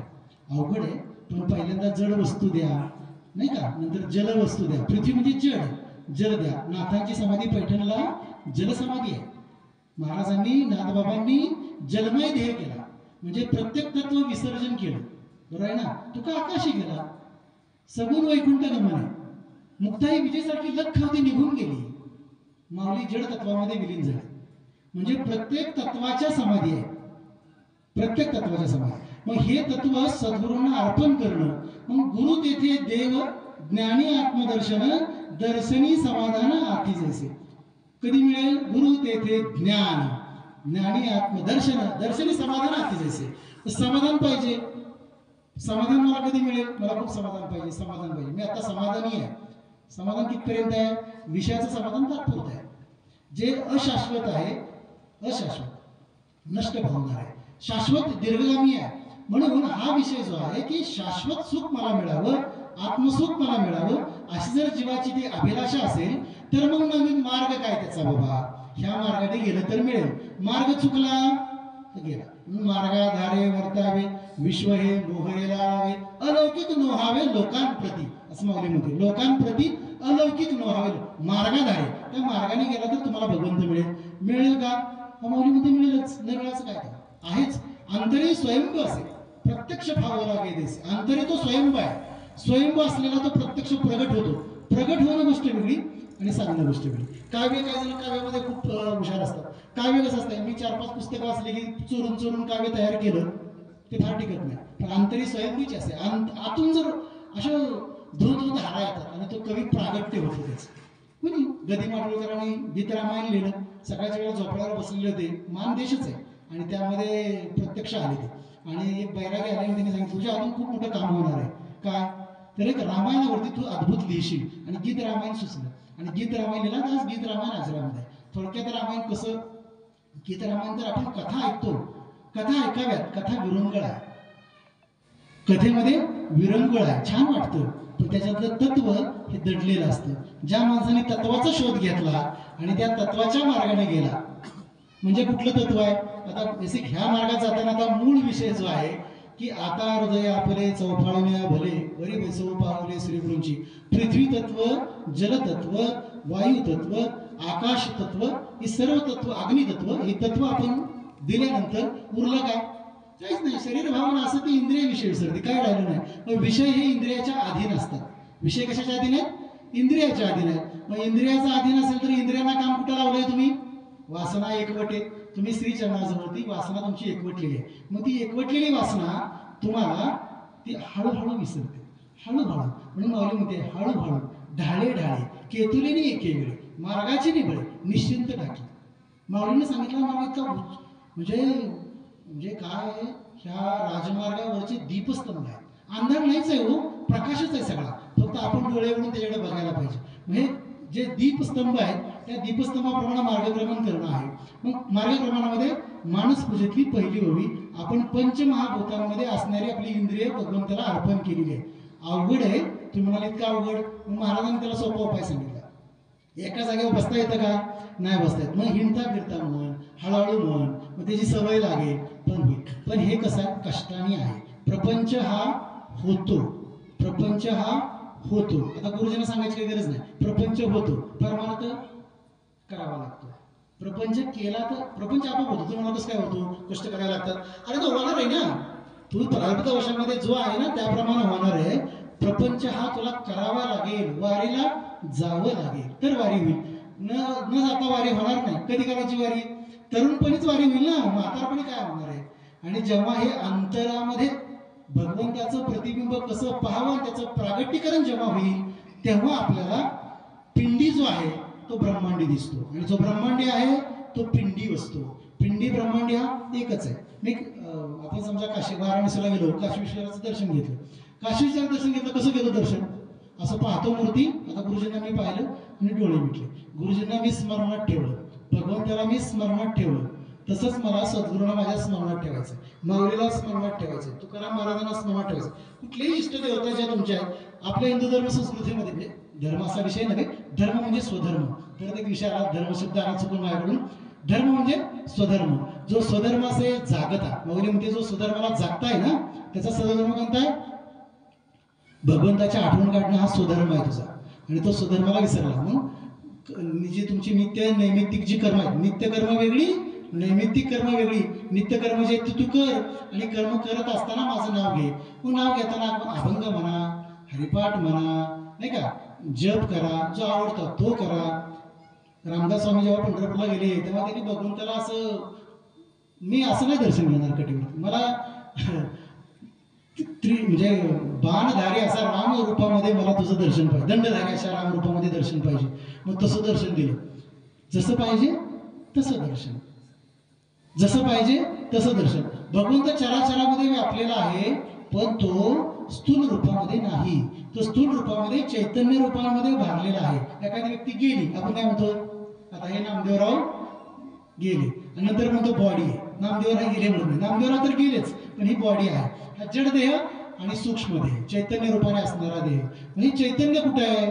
ते कसं असतं? जे विश्वाचे मूळ, योग धर्माचे फळ, आनंदाचे केवळ चैतन्य का, म्हणजे मौलीच्या वाईट विश्वाचे मूळ, योग धर्माचे फळ, आनंदाचे केवळ चैतन्य का, म्हणजे आनंदाचे केवळ, म्हणजे उगीच आनंद होत असेल आपण म्हणतो अरे हा वेड आहे. तुकामाई वेडे होते, जगाच्या दृष्टीने तुकामाई वेडे होते. ते वेडे होते का? आपल्या दृष्टीने तर बाह्य रूपाने पाहिलं तरी तू वेड्यात होते, म्हणजे हे वेड आहे. पण वेडे नव्हते, ते खरे ज्ञानी होते. आणि आपण वेडे होतो, आपण वेडे होते. एक कथा आठवली मी सांगतो. गुंडा महाराज म्हणून पंढरपूरला पुंडलिकाच्या मंदिराची जरी समाधी आहे, मूळची देगलूरची परंपरेतली. तर त्या गावामध्ये एक असा मुसलमान सुफी संत होता. तो नागडा असायचा आणि सगळे लोक आले की तो हसायचा. आणि गुंडा महाराज आले की आपले गुप्तलिंग झाकून ठेवायचं. मग इतर शिष्याने विचारलं अरे असं का करतात? तर त्यांनी सांगितलं त्या सगळ्या मादी आहेत, गुंडा महाराज फक्त त्यातले नर आहेत. बघा, आपण सगळे कोण आहोत? मादी, याचा अर्थ स्त्री आहोत. आणि आपला जो मूळ आहे कृष्ण भगवान जो आहे तो एकच फक्त नर आहे. लिहिलेलं आहे ग्रंथामध्ये, मी माझ्याबद्दलचं काही सांगत नाही. आणि मग असं असेल तर माऊली काय म्हणते? आज्ञेचा आहे व तंतू. काय म्हणते? आज्ञेचा आहे व तंतू. माऊली म्हणते मी आहे वय कुणाची? आज्ञेचा म्हणजे कोण? गुरुराय निवृत्तीनाथांची मी आहे वय. तसं आपण महाराजांची आहे आहोत. आहे म्हणजे अखंड सौभाग्यवती. आपण अखंड सौभाग्यवती आहोत का? आहेत. आपण कोणाच्या आहोत? माऊलीच्या आहोत. माऊलीच्या आपण आहोत, त्यामुळे अखंड आहे आपण आहोत. आणि माऊलीचं एकदा आहे लेणं लागलं ना, काही करायची गरज नाही. याचा अर्थ नाही करायला पाहिजे, काही करायची गरज नाही. म्हणजे तिने ते आपला स्वीकार केला आणि मग आपल्या मार्गानुसार गेलं तर, नाहीतर मग काय, आपण जिथं आहे तिथं तरुणातनं आळंदीला जायचं असेल किंवा पंढरपूरला जायचं असेल किंवा आपण गोंदियाला जाणार, आपण प्रवास करायला हवा. नाहीतर आपण इथंच असू, नाश्ता पण इथं, जेवण पण इथं, झोपणं पण इथं. मग आपल्याला त्याची सतत आठवण येणं, आठवणीला अवधान म्हटलं, अनुसंधान म्हटलं. तिसरा टप्पा सांगतो मी, अवधान. तरी अवधान एकले दिजे, मग सर्व सुखाशी पात्र होईजे, हे प्रतिज्ञोत्तर माझे उघडाय का. प्रतिज्ञोत्तर स्टॅम्प पेपरवर कोण कुठला असा संत आहे, कोण असा माणूस आहे स्टॅम्प पेपरवर लिहून देतो. माऊली काय म्हटले, अवधान एकले दिजे, नीट आहे का, एकले दिजे मग सर्व सुखाशी पात्र होईजे, हे प्रतिज्ञोत्तर माझे उघड आहे का. म्हणजे अवधान दिल्यानंतर मी तुम्हाला लिहून देते, हे होणारच आहे. असं प्रतिज्ञोत्तर संत माऊली आपली देते. माऊली कुणाला देते, आपल्याला बाळ, आपण बाळ आहोत, आपण लहान बाळ म्हणून गेलो माऊलीकडे, कारण माऊली ते आपल्या जगाचे. मग अवधान जर दिलं तर अवधान किती अवघड आहे बघा. आपलं बी अवधान आहे जे संसारात आहे, आपलं अवधान संसारात आहे. असायला पाहिजे, नसायला. महाराज म्हणतात असायलाच हवं. एकेची ठाई बैसोनी करा एक चित्त, किंवा आवडे अनंत आळवावा, सुखी येतो घरा नारायण रोज म्हणतो. पण सुखी येतो घरा नारायण, कुठल्या घरात येतो नारायण, घर कुठलं नारायणाचं, नारायणाचं घर कुठे, बद्रीनाथ आहे, केदारनाथ आहे, गोंदवल आहे, आळंदी आहे. भगवंत आपल्या हृदयामध्ये येतो, भगवंत आपल्या हृदयामध्ये. नारायणाचं घर कुठे आहे, हृदयामध्ये. मग हृदयामध्ये असता राम, भ्रांताशी काम विषयावर, म्हणजे हृदयामध्ये राम आहे पण आम्हाला माहित नाही. भ्रांताशी काम विषयावर, म्हणजे भ्रांत जे घाबरणं नाही का. आपल्याला सगळ्याला भय, महाराज एकदा म्हटले भय कोणाला नाही असं सांगा. आता भय कोणाला, आता मला भय आहे, सगळ्यांना भय, म्हणजे आपला मार्गातला प्रवास चालू आहे. महाराज म्हटले दोघा जणांनाच भय नसतं. कुणाला भय नसतं, एक तर म्हणजे संतांना भय नसतं, आणि दुसरं भय वेळेला नसतं. वेळा म्हणजे मूर्ख लोक, मी लय शहाणा आहे आणि मला भय काहीच वाटत नाही, मी घाबरत नाही, अशी माणसं समाजात आपल्याला दिसतात. आपण गप्प बसायचं, माहित आहे हो त्याच्या लायकीचं आहे. हा वस्तुस्थिती आहे. म्हणजे अभय असणं म्हणजे परमार्थाचं परत एंड काय आहे, तुम्ही भयमुक्त होणं. भय कशाचं आहे, मला मृत्यूचं भय आहे. कशाचंच भय नाही बरं का, सगळ्या गोष्टी आपल्याला सॉल्व्ह होतात प्रॉब्लेम, फक्त मृत्यूचं भय आहे. मग मृत्यूचं भय घालवायचं असेल तर काय करावं लागेल, मला अभय व्हावं लागेल. अभय मी कसं होईल, गुरुदाविल्या वाटा, नेवनी विवेक तीर्थतटा, धुवनी मळकटा बुद्धीचा देणे. मला बुद्धीचा मळकटा घाण धुवायला पाहिजे, बुद्धीची घाण. आता बघा, मनाचा विचार झाला, आता बुद्धीचा विषय आला. मग ही बुद्धी कुठं आहे, कुठं राहते बुद्धी, सत्सत्विक बुद्धी. आता बुद्धी, मन, बुद्धी, चित्त, अहंकार, अशी चार गोष्टी आहेत ज्या चित्ताच्या संबंधित आहेत. चित्त चतुष्टय असं माऊलीचं एक वर्णन आहे. मन, बुद्धी, चित्त आणि अहंकार. अहंकार तर सगळ्यालाच आहे, अहंकार असायला पाहिजे. अहंकार असू नये असं आहे का, पण अहंकार असू नये, अभिमान असावा. कोणाचा, आम्ही हरीचे भूषा व्हायला लागले. आम्ही कोण आहोत, आम्ही माऊलीचे आहोत, अशी कॉलेज ताट पाहिजे. आम्ही सद्गुरूंचे आहोत, आम्ही दादांचे आहोत, आम्ही माऊलीचे आहोत. आम्ही माऊलीचे असा जरा अभिमान, म्हणजे लोकांना सांगण्यासाठी नाही, तो अंतरंगी असायला पाहिजे. आम्ही हरीचे भूषा व्हायला लागले. मग हरीच्या भूषा व्हायला लागल्यानंतर, निर्गुण सेवा केल्यानंतर, मन आणि बुद्धीचा मळकटा घालवल्यानंतर, आता बुद्धिजीवी वर्ग आहे नाही का. आम्हाला देव पटत नाही, नको पटत, कोण मानलं तुला, देव मानू नको, तू गरजही नाहीये, कारण तू मान्याने त्याची मान्यता काय कमी होणार आहे का. तू म्हटलं नाहीये म्हणून देव काय कमी जास्त होणार, तुझी योग्यताच नाहीये. बघा, कटू शब्द आहे, म्हणजे भगवान बाबांनी हे अतिशय सुंदर सांगितलं. तू मान्याने काय होणार आहे म्हणे, तू माणूस नको, तुला पण म्हटलं मान, तुझी काय लायकी आहे म्हणे. भगवान बाबांचे शब्द आहेत. लायकी म्हणजे काय, ते म्हणतात तुझी बायकोच तुझं ऐकत नाही घरातली, तर तुझा देव काय ऐकणार, तुला देव काय करणार. म्हणजे बायको घरात ऐकते का, सगळ्यांचा प्रश्न आहे. कुणाची बायको सगळ्यांना म्हणत असते, तुम्हाला काही कळत नाही आहे की नाही. कधी म्हटली का काय की तुम्हाला काय कळत, म्हणजे तुम्हाला सगळं कळतं. प्रत्येकाची बायको म्हणजे तुम्हाला काही कळत नाही. कोणाचा अनुभव याच्यापेक्षा वेगळा संसारिकाचा तर असू शकत नाही. बायकोच म्हणते काय कळत नाही, मग कळतं काय तुला, तू देवाचं कशाला सांगायला, देव आहे की नाही. देव आहे की नाही बघायचं असेल नाही का, बघायचं असेल तर एक ओवी ज्ञानेश्वरीतली वाच, त्याचा अनुभव घे, आचरण कर. तुझ्या काही वर्षानंतर असं लक्षात येईल, अरे आपण खूप मोठी चूक केली, वयाची काहीतरी वर्ष वाया घालवली, वयाची काही वर्ष वाया घालवली. म्हणून बुद्धीचा मळकटा धुवून येणे, बुद्धीचा मळकटा धुतला तर विवेक उत्पन्न होतो. आता वैराग्य म्हणजे हे त्याचे विषय आहेत बरं का. विवेक, वैराग्य, बुद्धी, मन, चित्त, अहंकार, हे सगळे विषय आहेत की जे आपल्याला भगवंताकडे घेऊन जाणार आहेत. वेळ जास्त नाही तर मग आता मला सांगा की विषय असा होता आपला, वैराग्य कसं येईल. तर वैराग्य ही गोष्ट आहे ना, भगवंताचा प्रसाद आहे. पहिल्यांदा सांगतो काय, भगवंताचा प्रसाद आहे, प्रसाद आहे, सद्गुरूंचा प्रसाद आहे. वैराग्य असं मी वैरागी आहे, मी वैराग्यवान आहे, मी एवढं दान केलं, मी हे काय काय नाही, तो त्याग आहे. संसारामध्ये त्याला त्याग म्हणतात का, तर मला मोठं म्हणावं म्हणून असतो. हा इंद्रियाच्या अधीन असणारा विषय, थोडंसं कटू आहे पण सत्य, कोणाला आवडेल ना आवडेल तो भाग त्याचा आहे, परंतु हे इंद्रिय अधीन असणारे विषय. म्हणजे ते इंद्रिय अधीन असणाऱ्या विषयाचं मला देणं घेणं नाहीये. मला इंद्रिय अतीत असणाऱ्या विषयाचा विषय आहे की मला वैराग्य. म्हणजे वैराग्य कसं मिळेल? महाराज असं म्हणतात, माऊली असं म्हणते, मी महाराज आणि माऊली असं म्हणतो दोन्ही एकच आहे, तरी ज्ञानेश्वरीतलं आहे की संता सवे वसता योग ज्ञानी पैसता गुरुचरण उपासिका वैराग्य. बघा, गुरुचरण उपासना म्हणजे मला वैराग्य येणार आहे. आता गुरुचरण उपासना म्हणजे काय, धरून ठेवायचे आहेत का? पावचे स्वामी स्वरूपानंद आहे, ते काय म्हणतात, स्वामी म्हणे धन्य झाले जीवन सद्गुरु चरण उपासना. सद्गुरूंचं चरण उपासना म्हणजे माझं जीवन धन्य झालं. म्हणजे परत आपण मूळ विषयाला आलो, माझे श्वास सद्गुरु चरणापासून श्वास घेत आहेत आणि सद्गुरु चरणापर्यंत श्वास सोडतात.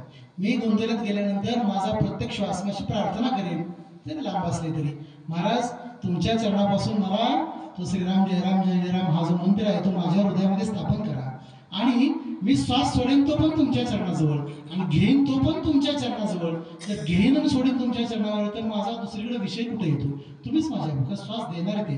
श्वासाच्या अधिपती कोण आहेत? आता कलियुगामध्ये श्वासाच्या अधिपती हा मंत्र आहे. म्हणजे मनोजवम मारुततुल्य वेगम, जिथे आज शनिवार, आज योगा आणि शनिवार, मनोजवम मारुततुल्य वेगम जितेंद्रियं बुद्धिमतां वरिष्ठं वातात्मजं वानरयूथ मुख्यं श्रीरामदूतं शरणं प्रपद्यते. कलियुगामध्ये श्वासाचे अधिपती मारुती राय आहे. गोंधळकर महाराजांना एक प्रश्न विचारला, महाराज आपण कोण आहात नक्की? तर ते म्हटले, मी कोण आहे सांगतो, मी रुद्रावतार आहे, मी रुद्रावतार आहे असं त्यांनी सांगितलं. हनुमंतराय रुद्रावतार आहे. आता बाकीच्या कथा नाही, फक्त रुद्रावतार आहे, लक्षात ठेवा. परत दुसरी गोष्ट, महाराज संध्याकाळची वेळ होती आणि आता जिथं समाधी आहे तिथं गोडसे म्हणून ग्रस्त होते, तिथे राहायचे. सेनानी सारवलेली भूमी होती आणि सूर्यास्ताला सूर्य जाणार अशी वेळ होती. महाराज आले आणि लंगोटी घातली होती, कटीवर उभे राहिले आणि त्यावेळेला तात्यासाहेब केतकर होते. त्यांना सांगितलं, तात्यासाहेब पांडुरंग कधी पाहिलायस? आणि मी कशाला पांडुरंग पाहिलाय म्हणे. नाही पाहिला, आम्ही महाराज तुमची सेवा करतो फक्त. बघ बघ म्हणे, तुला आता प्रत्यक्ष पांडुरंग दिसेल. आणि कटीवर हात ठेवून उभे राहिले. सूर्यास्त होता, सूर्यास्ताकडे तोंड करून उभे राहिले. पाठीमागं प्रत्येक भगवंताच्या माऊलीच्या सगळ्या संतांच्या पाठीमागं प्रभामंडळ असतं.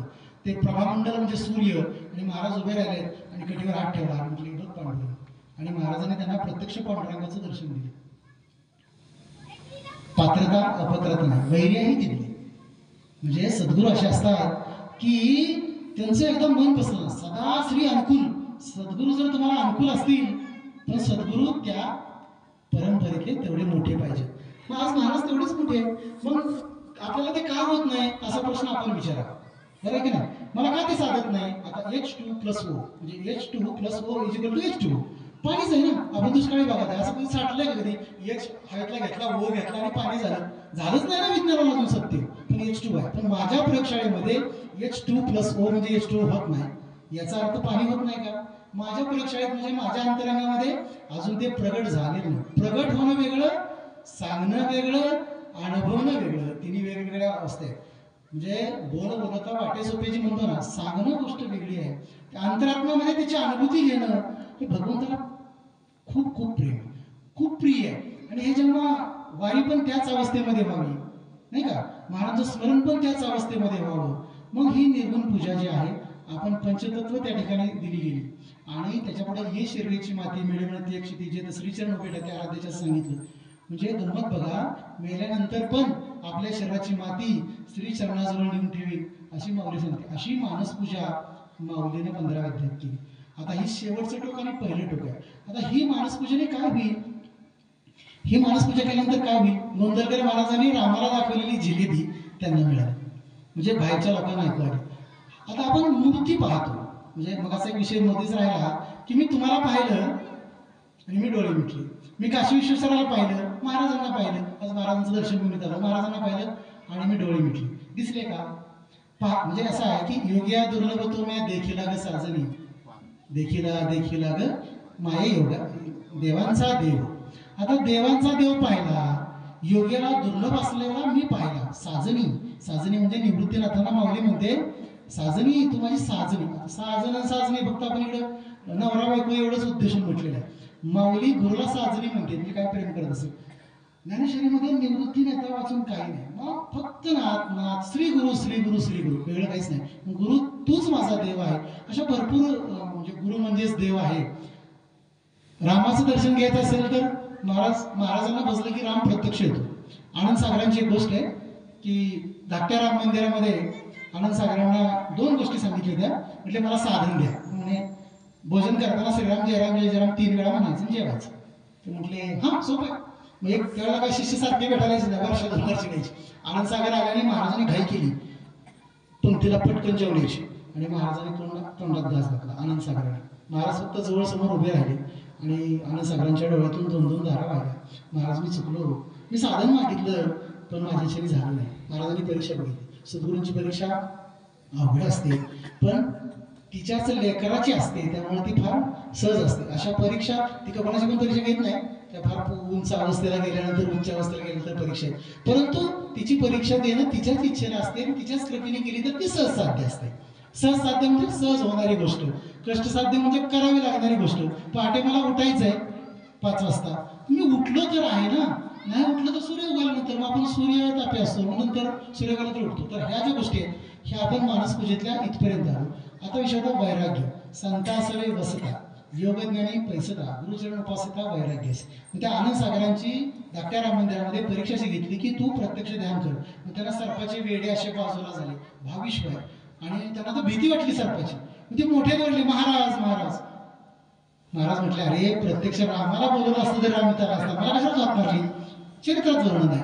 म्हणजे गुरु रामाला आनंद देण्याची ताकद फक्त सद्गुरूंकडे आहे. पांडुरंगाला भेटवण्याची ताकद फक्त सद्गुरूंकडे आहे. माऊलीला भेटवण्याची ताकद फक्त सद्गुरूंकडे आहे. सद्गुरू वाचून या जगामध्ये काय नाही. सद्गुरू म्हणजे काय? सद्गुरू एक तत्व आहे. त्या तत्वाला ब्रह्मवाक्य म्हणतात. त्याला म्हणतात ओम तत्वमसी महावाक्य आहे नाही का. ओम तत्वमसी हे वाक्य आहे. हे महावाक्याचं गुरु तुम्हाला अनुग्रह देतात आणि त्या अनुग्रहाप्रमाणे तुमची वाटचाल चालू होती. ही वाटचाल गुरु दाविल्या वाटा. आणि मग वैराग्य कसं? संतासवे वसता योग, संतासवे वसता योग ज्ञानी पैसता, गुरुचरण उपासता वैराग्य. संतासवे वसणं सांगितलंय. काय सांगितलं गुरुजी? संतासवे वसता, बसता नाही सांगितलं. मी गोंधळात जाऊन बसलो तर काय नाही होणार, बसलो ना नुसतं खाल्लं प्यालं खाल्लं. संतासवे बसता, बसणं महत्वाचं आहे. मग बसणं म्हणजे काय? मनामध्ये सतत त्याचं ध्यान, अनुसंधान, भगवंताविषयी प्रेम. आता ते प्रेम कसं उत्पन्न होईल? महाराजांनी खूप सुंदर सांगितलं. गोडीच्या ठाया सोके अनुभव सुखाची कौतिकी दावीत जायची हे बरोबर आहे, पण गोडीला सोकवण्यासाठी तो करायला तरी पाहिजे. आपण 1 पाऊल टाकलं तर ते हजारो पावलं पुढे येतात. आपण गोंधळला जायचंय म्हटलं पहाटे 10 पावलं चाललं तर महाराज आठवण काढतात अरे तू चालत येणार आहेस ना, मी तुझी पुढची सगळी सोय करतो. अनुभव घ्या प्रत्येकाला. सर ह्याच्यात काही वेगळं नाहीये, प्रत्येकाची अनुभूती आहे की आपण आता इच्छा व्यक्त केली मला पाऊल. आता पूर्वीचा काळ आहे, आता पण पायरी चालत जात नाही. मी पायरी 10 पावलं चाललो म्हणजे माझ्या मनामध्ये इच्छा उत्पन्न झाली तर मग महाराज आपले तिथपर्यंत काळजी घेतात, तिथं जाण्यापर्यंत काळजी घेतात. बरोबर. एसटी चुकल्यानंतर आपण चालत म्हणून जात होतो, म्हणजे एसटी चुकली तर शाळा चुकून आहे म्हणून बंद पडत जायचं. तर हे जे पळणं आहे किंवा जाणं आहे ते भगवंताकडे किंवा सद्गुरूंकडे असावं, हा एक भाग. ही मानसपूजा सद्गुरूंप्रती आपण या पद्धतीने जर केली तर आपल्यामध्ये ते कधीतरी केव्हा तरी सद्गुरूंच्या इच्छेने आपल्यामध्ये ते उतरेल. याची मात्र ग्वाही किंवा काळजी कोण देतं? सद्गुरूच देतात. हा त्यातला एक मूळ विषय. आणि मगाचा असा सहज विषय रामाचा जो निघाला त्याच्यामध्ये मला असं जे वाटलं ते की आपण त्या म्हणजे उदाहरणार्थ त्या नगरीतले आहोत तसं, तर रामाप्रती आपली भक्ती किंवा महाराजांप्रती आपली भक्ती इतकी उत्कट इतकी चांगली व्हावी, त्यांनी करून घ्यावी. हा भक्ती मार्ग सोपा आहे, तो करून द्यावा. आणि आपल्या सर्वांची भक्ती सद्गुरूंच्या चरणी इतकी वाढावी की तो राम जो हृदयी आहे तो प्रत्यक्ष प्रगट व्हावा आणि अंतरात्म्यामध्ये ते रामरायाचं दर्शन घडावं सगळ्यांना. कारण माऊली असं म्हणते दिसो परतत्व डोळा, पाहो सुखाचा सोहळा, रिगो महाबोध सुकाळा माझी विश्व. एकट्या दुकट्याला नाहीये दिसो परतत्व डोळा. तो परतत्व डोळा म्हणजे मगाचा विषय तो राहिला योग्य दुर्लभ तो मी देखील का साजनी. कसा बघितला? तो दुर्लभ होता, योग्यांना दुर्लभ आहे तो मी पाहिला. कोणाकडून?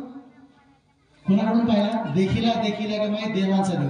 देवांचा देव म्हणजे कोण? आता देवाचा देव कोण आहे? माऊलीचं 6व्या अध्यायामध्ये वर्णन आहे, ऐसा योगी जो म्हणीजे तो देवांचा देव जाणीजे, तो देवांचा देव जाणीजे, सुख सर्वस्व माझे चैतन्य गा. सुख सर्वस्व माझे, सुख सर्वस्व म्हणजे सर्व सुख. प्रापंचिक सुखाचं त्यांना काही देणं घेणं नाहीये.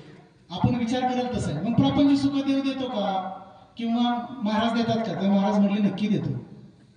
महाराज काय म्हटले? नक्की देतो. ती देण्याबद्दल काहीच नाही. पण कसं देतो म्हणे? मी द्राक्षाची बाग लावली, त्यात तर येणार ना म्हटले. पाणी दिल्यानंतर, खत दिल्यानंतर तर येणार. तर म्हणजे प्रपंच असं समज, आणि द्राक्षाचं पीक हा तुझा परमार्थ असं समज. मग तुझं तण तुला किती पाहिजे तू ठरव, किती दिवस काढणार आहेस तू. तण ते हळूहळू ते तण काढून टाकशील आणि द्राक्षाची बाग तुझी चांगली जोपासशील. हे महाराजांच्या चरित्रातलं पहिलं उदाहरण आहे. म्हणजे आणि तो डोळा जो आहे तो कैवल्याचा डोळा आहे. तो कसा बघायचा? कोण प्रदान करतं? मग पहाटे विन पाहावीत, अमृते विन देवीत. पहाटे विन पाहावीत, अमृते विन जेवीत.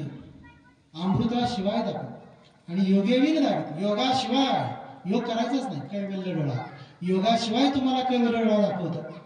मग आता हे पाहण्यासाठी त्याची पार्श्वभूमी अशी आहे, ऐसा नाम घोष गौरवे धवळले विश्व. आता कीर्तन परंपरा म्हणजे काय? ऐसा नाम घोष गौरवे धवळले विश्व. मग ते हे नाम घोष करायचा आणि विश्व धवळून काढायचं. मग त्यांनी काय होणार? त्यातला काही एखाद्याने वैकुंठा जावे, एखाद्यानं वैकुंठा जावे, ते वैकुंठची केली आगवे. ऐसा नाम घोष गौरवे धवळले विश्व. असं हे सर्वसाधारणतः कीर्तन रूपी. कीर्तनाने काय होतो? कीर्तनाचे नटनाचे नाशिले व्यवसाय प्रायश्चित्ताचे, ऐसे नामच नाही पापाचे ऐसे केले. म्हणजे कीर्तनाचे आणि नटनाचे नाशिले व्यवसाय प्रायश्चित्ताचे, ऐसे नामच नाही पापाचे ऐसे केले. म्हणजे यमदमा अवकळ आणली, यम धन हे काय सोडून द्या, नामापुढं काही तरत नाही. पण ते नाम खोल रुजावं, त्याला भूमी चांगली असावी, त्याला पाणी चांगलं मिळावं. ते वाढलं तरी परत आपल्या भोवती ते झाड येईलच असं नाही. शेळी मेंढ्या खाऊ शकतात, त्याचं आपल्याला राखण करावं लागेल. आणि ते राखण सद्गुरूच करत असतात. आणि ती राखण सद्गुरूने केलेला जो वृक्ष आहे, माऊली म्हणते कामधेनू. वृक्ष नाही म्हणत, कामधेनू म्हणते. ती कामधेनू कसे आहे? अमृताची आरवटी, घातील असे गोमटी, अमृताची आरवटी म्हणते. बघा, देवदानवाने युद्ध कशासाठी केलं? देवदानवाने युद्ध अशासाठी केलं, 6:30 संपण्याचं. बरोबर, सॉरी बघा. मग अमृताची आरवटी घातील असे गोमटी, ज्ञानी जन करुणे घोटी, ज्ञानी जन करुणे घोटी कामधेनू. म्हणजे ज्ञानी जन त्या अमृताचा घोट भरून घेतात. कोण घेतात? ज्ञानी जन. भक्त 4 प्रकारचे असतात: अर्थ, अर्थार्थी, जिज्ञासू आणि ज्ञानार्थी. अर्थ मला पाहिजे, मला खूप संपत्ती मिळायला पाहिजे, ही पण एक भक्त आहे, एक पायरी आहे, मिळालाच पाहिजे. अर्थ, माझं दुःख आहे ते माझं हरण व्हावं, ही दुसरी गोष्ट आहे. तो अर्थार्थी भक्त आहे. अर्थ म्हणजे दुःख. माऊली दुःखाला पण सुंदर सांगते, तैसी बांधली सांडित. म्हणजे बद्ध जे आहे त्यांना मी मुक्त करते, बद्ध आहे त्यांना मी मुक्त करते. बांधली सोडित, तैसी बांधली सोडित. मला पुढची वेळी आठवत नाही का? हा, तैसी बांधली सोडित बुडाली काढीत साकडे फेडीत अर्थाचे. बुडाल्यांना मी वर काढते आणि साकडं फेडते अर्थाचे. अर्थ म्हणजे दुःख भक्तांचं. तर ही जी गोष्ट आहे ही माऊलीने अर्थभक्त सांगितली. जिज्ञासू म्हणजे ज्ञानी वर्ग असतो. देव आहे का? तो कुठं असतो? कसा असतो? त्यांना जर पाहायचं असेल तर या भक्ती मार्गाने नीटच आहे. भक्ती मार्ग कसा? पण नीट. नीट या शब्दाला फार होत आहे, मला दुसरी वेळ म्हणते. भक्ती मार्ग नीटच आहे. नीट म्हणजे वेडावाकडा नव्हे, समजून उमजून घेऊन. महाराजांचा विज्ञानमय, तुम्ही विश्वास ठेवूच नका म्हणतात. विश्वास ठेवा असा वाचा, अनुभवाने पण विश्वास ठेवा. तर आता ह्या ज्या गोष्टी मी सांगितल्या, आता आपण कीर्तनापर्यंत आलो. कारण तुला आता कीर्तन सेवा की कीर्तनाचे नटाचे नाशिले व्यवसाय प्रायश्चित्ताचे ऐसे नामच नाही पापाचे ऐसे केले. काही एखाद्याने वैकुंठा जावे, ते वैकुंठची केले आगवे. ऐसा नाम घोष गौरवे धवळले विश्व. असा नाम घोष गौरवानी कृष्ण विष्णू हरी गोविंदानी विश्व सगळं दौडून निघतं. कथाभाग ऐकावा. तो कथाभाग विरंगुळा म्हणून असतो. आपला म्हणजे जनरली काय असतं, आपल्याला तेच आवडतं आणि आपली तिथं जवळजवळ 95% गाडी घसरते आणि 5% फक्त जी गोष्ट असते त्याच्यातलं उचित जे आहे, उचित. आता उचित असा शब्द आला, सद्गुरूंचं उच्चिष्ट. हे जग सगळं व्याचोच्चिष्ट आहे. व्यासांचं उष्ट जग आहे, ज्ञानेश्वरी दुवा आहे. व्यासोच्चिष्ट जगत्रय. व्यासांचं उष्ट म्हणजे काय? आधी सगळी ग्रंथ परंपरा सृष्टीचं निर्माण हे व्यासांपासून आहे. व्यास हे ब्रह्मपुत्र आहे. तर हे जे व्यासांचं ब्रह्मपुत्र म्हणून व्यासोशिष्ट जगत्रय आहे हा भाग. म्हणून आपण आता कृष्ण विष्णू हरी गोविंद या नामाचे निखळ प्रबंध माझ्या आत्मचर्चा उदंड विशदगाती त्या कीर्तनासाठी परत आपण सुरुवात करतील ते इतकं सांगून मी सगळी सेवा भरुणे सद्भावाची अंजुळी मिया ओविया फुले मोकळी अर्पिली अंधरे गेली विश्वरूपाच्या आता विश्वात्मके देवे येणे